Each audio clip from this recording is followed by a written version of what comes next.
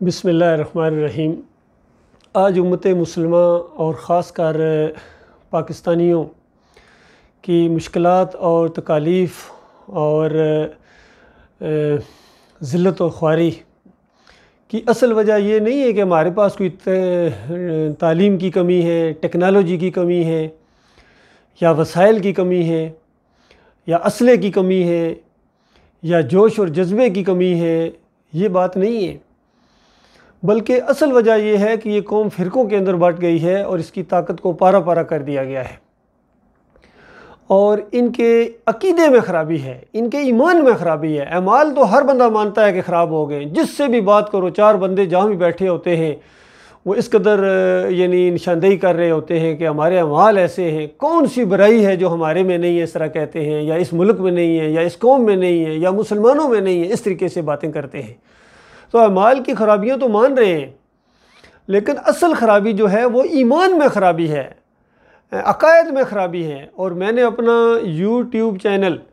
صرف اس وجہ سے بنایا ہے کہ جو ایمان اور عقیدے کی خرابیاں ہیں اس کی نشاندہی کی جائے، اور باقی دوسرے سیاسی خبریں اور وہ جو دوسرے مضامین ہیں وہ تو بہت سے لوگ میرے سے بہت بہتر انداز سے وہ پیش کر رہے ہیں۔ تو میں جو یوٹیوب چینل بنایا ہے اس میں خالص اللہ کے دین اور ایمان اور عقیدے اور خالص جو اسلام ہے، اصلی اسلام، محمد صلی اللہ علیہ وآلہ وسلم کے دور کا اسلام، تمام انبیاء کا اسلام اور اللہ کا پسندیدہ دین اسلام، اس کے لیے میں اس ٹیکنالوجی کو، اس میڈیا کو استعمال کر رہا ہوں، اور اپنے لیے اور ہمیشہ کے لیے ایک صدقہ جاریہ کے طور کے اوپر بھی۔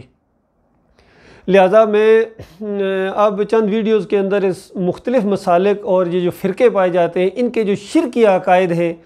وہ آپ کے سامنے لانے کی کوشش کروں گا۔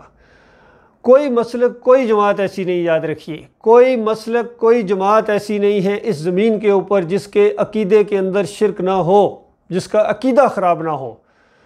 اور کوئی بھی ہو، وہ بریلوی ہوں، دیوبندی ہوں، اہل حدیث ہوں، سلفی ہوں، جماعت اسلامی ہو، تنظیم اسلامی ہو، کسی نام سے ہوں، آج گلف میں ہوں، عرب میں ہوں، عجب میں ہوں، افریقہ میں ہوں، امریکہ میں ہوں، جہاں بھی ہوں، کوئی ایک ملک ایسا نہیں ہے اس زمین کے اوپر کوئی جماعت جو دینی اخوان المسلمین ہوں، اتحاد بین المسلمین ہوں، جو بھی ہوں، ان کے عقیدے کے اندر خرابی ہے۔ میرے بھائیوں، میں حقیقت آپ کو بتاؤں تو اس ویڈیو کے اندر میں دو مسالک کی جو عقیدے کی خرابیاں ہیں، اور خاص کر مسلمانوں کے اندر جو عقیدے کی خرابی آئی ہے وہ قبر پرستی کی وجہ سے آئی ہے۔ یہ عرس اور میلے، یہ بھنگڑے، یہ پیری مریدی اور چادریں چڑھانا، وہاں سے اولادیں مانگنا، وہاں سے کامیابیاں مانگنا، وہاں کی شکر گزاریاں کرنا، رکوع اور سجدے کرنا، یہ سب کچھ جو ہو رہا ہے یہ اسی بنیاد کے اوپر ہو رہا ہے کہ اس قبر کے اندر یہ بابا جی زندہ ہیں۔ میں نہیں دیکھ پا رہا ہوں تو کیا ہوا، بابا جی تو مجھے دیکھتے ہیں، لہذا بابا جی میری اوپر پہنچا دیں، بس یہ ہاؤ لا شفانا عند اللہ۔ یہی شرک تھا، ہر دور کے اندر یہی شرک رہا ہے۔ پہلی مشرک قوم جو گزری اللہ کے بندوں میرے بھائیوں، وہ کیا کرتی تھی؟ 950 سال نوح علیہ السلام ان کو کیا سمجھاتے رہے تھے؟ یہی قبر پرستی۔ سورہ نوح پڑھ لیجئے، بخاری کی روایت کے اندر اس کی تشریح آ گئی کہ 5 صالحین کی وہ عبادت کرتے تھے، ود، سوا، یوس، یوک اور نصر، سورہ نوح میں نام آئے ہیں، بخاری میں اس کی تشریح آ گئی کہ یہ 5 صالحین تھے، نیک لوگ تھے، ان کی قبروں کے اوپر لوگ وابستہ ہو گئے۔ تو آج ہماری یہ قوم بھی پوری طرح قبر پرستی کے اس شرک کے اندر لت پت ہے۔ سب سے پہلے انہوں نے نبی صلی اللہ علیہ وآلہ وسلم کو زندہ درگور ثابت کرنے کی کوشش کی، حالانکہ نبی علیہ السلام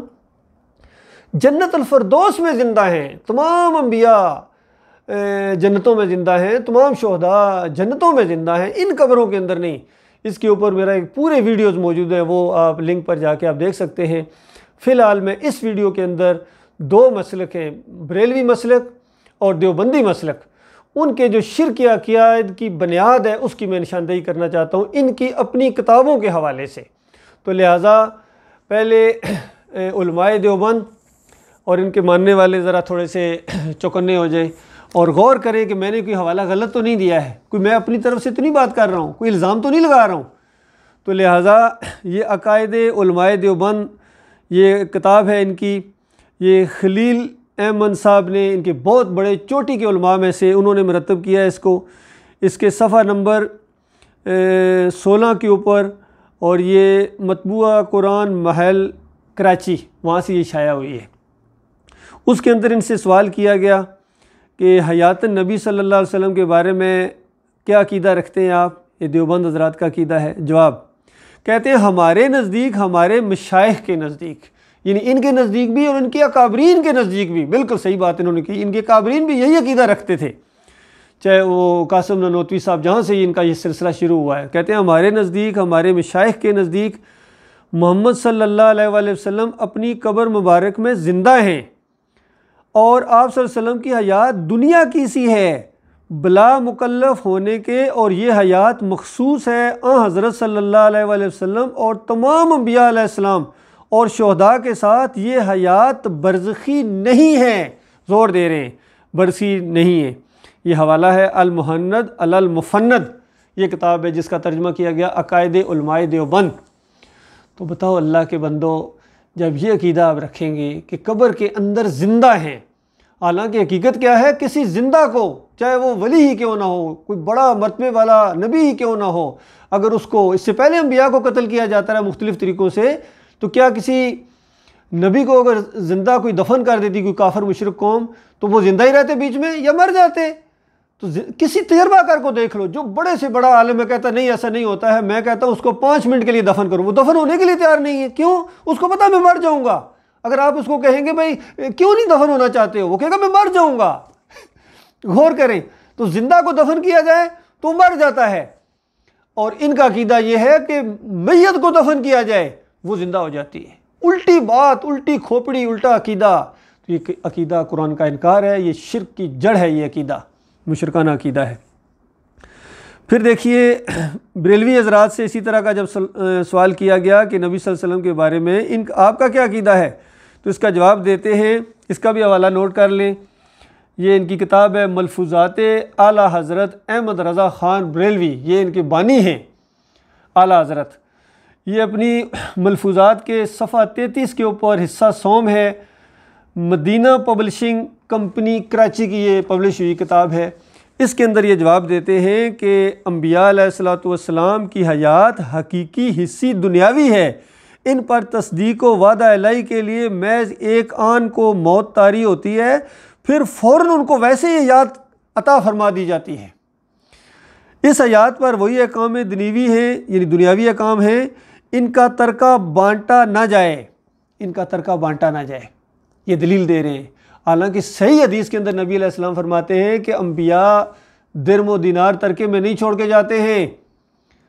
جو کچھ ان کا بچ جائے وہ صدقہ ہوتا ہے۔ تو بات یہ بتائیے، وہ تو صدقہ ہو جاتا ہے تو بانٹا نہیں جاتا ہے، تو یہ دلیل دے رہے ہیں کہ اس لیے نہیں بانٹا جا رہا چونکہ زندوں کا ترکہ نہیں بانٹا جاتا ہے، تو انبیاء کا بھی ترکہ نہیں بانٹا جاتا ہے، لہٰذا وہ زندہ ہیں۔ حالانکہ ترکہ بانٹنے کی یہ وجہ نہیں ہے، بلکہ ان کا ترکہ ہوتا ہی، پہلی بات ہوتا ہی نہیں ہے، اور ہو بھی تو صدقہ ہوتا ہے۔ تو دیکھیے کتنی صحیح بات کو انہوں نے الٹ کر دیا، اور کہتے ہیں ان کے ازواج کو نکاح حرام،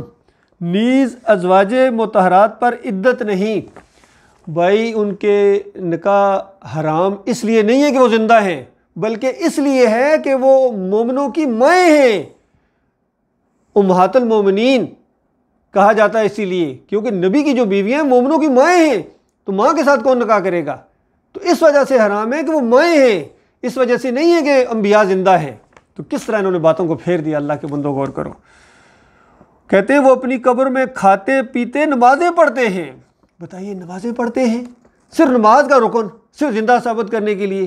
کیا پھر زکوٰۃ نہیں دیتے ہیں؟ کیا اٹھ کے جہاد نہیں کرتے ہیں؟ کیا اٹھ کے تبلیغیں نہیں کرتے ہیں؟ یہ ساری چیزیں تو دین کی ہیں، لیکن صرف نماز کو انہوں نے قائم رکھا کیونکہ حیات ثابت کرنا ہے، اس کے علاوہ ان کو کچھ اور غرض نہیں ہے۔ بلکہ دیکھیے اعلیٰ حضرت کہتے ہیں کہ ہمارے پیر و مرشد سیدی محمد عبد الباقی، محمد بن عبد الباقی زرقانی فرماتے ہیں کہ انبیاء علیہ السلام کی قبور میں ازواج مطہرات پیش کی جاتی ہے، وہ ان کے ساتھ شباشی فرماتے ہیں۔ استغفر اللہ، ایسی گستاخی بتاؤ اللہ کے بندو، یہ ملفوظات اعلیٰ حضرت میں لکھا ہوا ہے، اس سے زیادہ کوئی گستاخی ہو سکتی ہے؟ تو غور کرو، دوسروں کے پیچھے بھاگتے ہیں کہ فلاں نے گستاخی کر دی، فلاں نے خاکے بنا دی، فلاں نے یہ کر دیا۔ تو لیکن ان کے اپنے عقائد دیکھیے میرے بھائیوں، ان بریلویوں کے عقائد کس قدر مشرکانہ ہے۔ یہ سارے جتنے یہ مسلک پائے جاتے ہیں، چاہے طاہر القادری جس پارٹی کو لیڈ کر لے، ان کی بھی بنیاد بریلوی مسلک سے ہے، کیونکہ اکابر ان کے سب کے اعلیٰ حضرت ہیں، چاہے یہ خادم حسین رضوی صاحب ہوں، یہ بھی اعلیٰ حضرت کے متقد ہیں، اور جو بھی ان کے آگے جتنے یہ فرقے ہیں، کوئی خاکی ٹوپی پہنتا ہے، کوئی ہری پگڑی پہنتا ہے، یہ سارے کے سارے اسی سلسلے کے اندر ہیں۔ ان کے عقیدے کے اندر یہ خرابی ہے اللہ کے بندو، اور یاد رکھنا عقیدے کے اندر اگر خرابی آ گئے تو پھر اگر اسی کے اوپر موت آ گئی، پھر اسی کے اوپر موت آ گئی تو ہمیشہ ہمیشہ ہمیشہ کے لیے جہنم کے اندر رہنا پڑے گا۔ جنت حرام کر دی اللہ تعالیٰ نے بد عقیدہ کے اوپر، چاہے پوری دنیا کے لوگ ایک میدان میں کھڑے ہو کے ان کی نماز جنازہ پڑھیں، پوری دنیا کے پھول اکٹھے کر لو، اصلی اور نقلی ان کی قبروں کے اوپر نچھاور کر دو، اور آب زمزم سے ان کی میت کو دہو، جو مرضی کر لو، اللہ کے بندو اللہ تعالیٰ کا فیصلہ بدلی نہیں کر سکتے ہو۔ اور اللہ تعالیٰ کا حکم ہے ما کان للنبی والذین آمنوا ان یستغفروا للمشرکین، کہ نبی کا تو یہ کام ہی نہیں ہے، آپ کو اصل میں پتہ ہی کوئی نہیں ہے نبی کیا ہوتے ہیں، پوری زندگی نبی نبی کرتے کرتے، لبیک یا رسول اللہ کہتے کہتے جب گزریں گی اسی شرک کے اوپر، اور آگے جا کے پتہ چلے گا نبی کے ساتھ کوئی تعلق ہی نہیں تھا، نبی کی دعوت کے ساتھ کوئی تعلق ہی نہیں تھا، اور نبی بھی دشمن بن جائیں گے، سارے فرشتے لعنتیں بھیجیں گے، اللہ لعنتیں بھیجے گا، کیونکہ اصل چیز تو دین ہے۔ اور ان کی اگر آپ تقریریں سنیں، پوری ہر تقریر کے اندر بھائی جب حضور کے سامنے پیش ہوگا تو حضور کو کیا جواب دو، حضور کو قبر میں کیا جواب دو گے، حضور کو فلاں کیا وہ اللہ کے بندو، آپ کا حساب کتاب حضور لیں گے یا اللہ لے گا؟ وہ تو بعد کی بات ہے، وہاں پہنچو گے تو پتہ چلے گا نا۔ پہلے سوال میں ہی کلین بورڈ ہو جاؤ گے، پہلے سوال میں پہلا سوال ہے من ربک، بتا تیرا الہ کون تھا، بتا تیرا داتا کون تھا، دستگیر کون تھا، مشکل کشا کون تھا، حاجت روا کون تھا جس کو مدد کے لیے پکارا جانا چاہیے، بتا، پہلے یہ بتا، وہ پہلے میں ہی آؤٹ ہو جاؤ گے، آگے تو کہاں پہنچنا۔ جو بچے کچے اگر کچھ جائیں گے بھی تو اس میں بخاری کی روایت میں آتا ہے کہ کچھ لوگ اس طرح میری طرف آ رہے ہوں گے اور میں تھوڑی سی تیاری کروں گا کہ ان کو حوض کوثر پر پانی پلاؤں، ایک دم فرشتے روک لیں گے اور کہیں گے کہ یہ نبی علیہ السلام کہتے ہیں میں کہوں گا آنے دو ان کو بھی پلاؤں، تو فرشتے کہیں گے آپ کو نہیں معلوم ہے آپ کے بعد انہوں نے دین میں کیا کیا یہ نئی نئی چیزیں اور دین کا حلیہ بگاڑ دیا تھا انہوں نے، آپ کو نہیں معلوم۔ تو نبی علیہ السلام کہتے ہیں میں کہوں گا دفع کرو ان کو، دفع کرو جنہوں نے میرے دین کے اندر، اس دین کے اندر نئی نئی چیزیں، بدعتیں اور شرک اور کفر اور یہ ساری چیزیں، یعنی نیا دین، ان کو وہ دین پسند ہی نہیں تھا جو نبی علیہ السلام کا دین تھا، صحابہ کرام کا دین۔ کتنا سادہ دین، ایک اللہ ہے، وہی داتا ہے، وہی دستگیر ہے، وہی مشکل کشا ہے، وہی حاجت روا ہے، وہی غریب نواز ہے، صرف اٹھتے بیٹھتے اسی کو پکارو، بغیر واسطے وسیلے کے اس کو پکارو، شرک سے زیادہ قریب، ہر زبان کا جاننے والا، نہ نیند نہ اونگ، وہ اکیلا الہ ہے۔ تو اللہ کے بندو اس عقیدے کے اوپر، یعنی ایمان خالص کے اوپر جو رہیں گے وہ کامیاب ہو جائیں گے، اور جو عقیدے کی خرابی کے اندر مریں گے، پوری دنیا کے مفتی ان کو شہید کا لقب دے دیں، پوری دنیا کے مفتی ان کو عاشق رسول کہنا شروع کر دیں، اور ان کی قبروں پھولوں سے بھر جائیں، جو مرضی ہو جائے، وہ جنت کی خوشبو نہیں پا سکیں گے۔ اللہ تعالیٰ غور و فکر کرنے اور اس کے بہترین پہلو کے اوپر عمل کرنے کی توفیق عطا فرمائے۔